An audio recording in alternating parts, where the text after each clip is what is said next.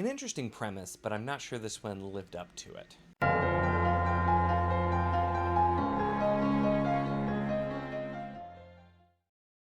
Hello and welcome to my channel. In this video we are going to be talking about Godkiller by Hannah Kamer, and this is one that I had heard a lot of mixed things about, and I had debated on trying before, but apparently I had put a hold on it through my library and promptly forgotten that I had done so, and then when it became available I thought, sure, why not? Let's give this one a go and give it a shot. And it's one of those books where, like I said, I'd heard mixed things. I heard a lot of people say, like, oh, it was kind of disappointing. But the premise, I thought, was really, really interesting. And it starts out with that, where it's this world, basically, where gods have been outlawed. And the main character, Kissin, is a god killer. And so somebody who basically goes around and is paid to exterminate gods as they start creeping up, because you'll have these just kind of wild gods where maybe like a few people put together a shrine, which then kind of creates or gives the god power, and that's kind of our base setup there is that. And I'm like, that's super cool. I've always really enjoyed that sort of exploration of gods and religion in fantasy. It's something that I've read lots of things that have done a really, really great job with that sort of exploration, especially when, you know, the gods are real and in this way. I'm like, it's kind of the juxtaposition of, because like Erickson in Malazan has a lot of exploration of gods, what gives gods power, what happens to old forgotten gods, that kind of thing. So this is you know, a much smaller scale, but it's you know, the gods are not particularly powerful at this state, basically, and going to somebody can go and hunt them down with a special metal, destroy their shrines, or actually kill them. But then it's that main character ends up getting kind of pulled into a situation with a young girl and a god that's somehow tied to her, as well as a former knight, and they go off from there on that adventure. So it started out strong, and I found myself, I'm like, okay, so I'm just waiting for this to like get bad, because I heard a lot of people say it was disappointing, and I never quite got there. But then I realized over time that instead of waiting for it to get bad, I was waiting for it to get good, and it never quite got there for me. This was not a bad book. It wasn't poorly written or anything, but just that the premise, the start of this, I felt like we never really went anywhere at that.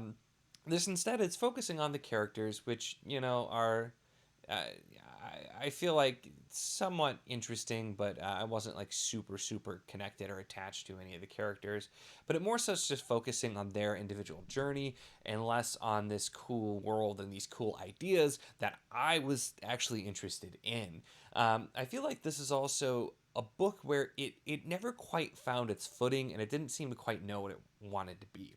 And this is something that I've seen. I feel like I see this a fair amount in traditionally published books, where it's more so it's trying to appeal to a really wide audience, or it's trying to be whatever is popular, and so it kind of just doesn't end up feeling like it has a unique identity. It's not true of all or any traditionally published books or anything like that, but it's one of those things I've noticed in the really popular ones, at least the ones that are really pushed and really marketed. So it's not like a general rule, but I've seen this where I start trying a book like, oh, this is supposed to be really, really good, it's really popular, and I see some of that. And here, there's some stuff that's put in for kind of your token representation.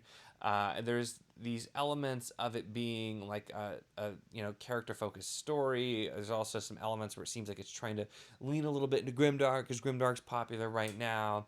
And then there's also just some of the elements where it's one of those books where it doesn't feel like it's supposed to be YA, but it comes off that way sometimes, and the characters feel sort of young. The main character, well, it's we have four different POVs, I suppose, but the who's presented as the main character doesn't feel like they're particularly young, but one of the another character is, but the other adult character just kind of comes off as younger. So it kind of had that feel as well, but it felt like, what do we want to do here? And then naturally, toward the end, there's just a random sex scene that's put in there that just felt entirely out of place. And I'm like, oh, because the romantasy, that's the really big popular thing right now. And that's kind of just what it felt like to me. Which, granted, I mean, this isn't brand new. It's been out for a little bit, but it just felt like we were trying to play like bingo with how many of these things can we put in to appeal to the audiences that like this. And it just kind of it makes the book itself feel a lot more contrived for me, and I think that's also part of the issue. This feels like the author had a really great idea, and they just maybe, and I could, this is all speculation and just my subjective opinion, but it feels like the author had a really great idea and just kind of lost that in the shuffle of trying to appeal to the biggest possible audience and that sort of thing. And so I just found myself really wishing we would explore that more. The plot line we end up kind of following is fine, and the characters are fine, but we just, like I said, don't really explore those elements that, at least for me, I was really interested in. And so I found I didn't get a lot out of this. Now, this ended up being a 3-star, which it was fine. There wasn't anything that was so objectionable that I'm like, I really didn't like this. I'm just like, it is one of those things, like, I've read it. I'm not particularly compelled to get to the sequel. I was kind of curious just because I was wondering, I'm like, are we going to explore some of those elements? And the first thing I hear is like, oh, I've heard the people telling me that they've heard the second book has major middle book syndrome. And I'm like, okay, so yeah, if book 2 is just kind of continuing to go off the rails, I don't know that this is going to be one that I'm going to continue. But I think it's a good example of just thinking about, with, as an author or as a publisher, trying to just appeal to what's popular might get you a lot of buzz when a book's like coming out, but then it's never going to live up to hype if you're just doing that. You need to have some actual substance. You need to have some unique identity, and just trying to do that, I feel like is it's not always going to work. And it's possible for a book to overcome that and end up being really, really good anyway, but you're kind of making it harder on yourself if you're trying to overcome that versus just not doing that and just writing what you want to write. And I'm sure there's an audience for it as well. But I'll step off my soapbox now because I feel like that was partially just general and not directly related to this particular book.